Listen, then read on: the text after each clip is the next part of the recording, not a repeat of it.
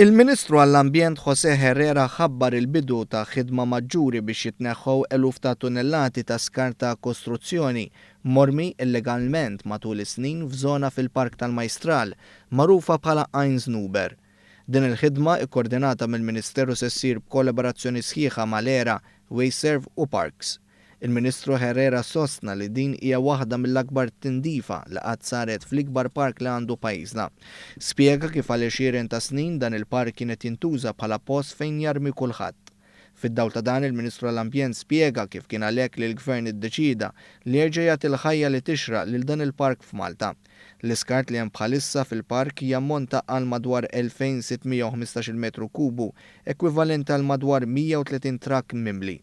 Hawnhekk il-Ministru José Herrera saħaq li permezz ta' regolamenti li nieda ftit tal-ġimgħat ilu għandu jissaħħaħ il-qafas leġislattiv favur l-ambjent kif ukoll iwassal sabiex min jerġa' jarmi b'mod abbużiv jaffaċċja pieni aktar ħorox. Il-Ministru Herrera temm jirringrazzja wkoll lil-laqdiet favur l-ambjent tal-ħidma tagħhom fejn qed ikomplu jkattru għarfien u kuxjenza favur l-ambjent filwaqt li qed jgħinu l-Gvern sabiex iżomm il-pajjiż nadif.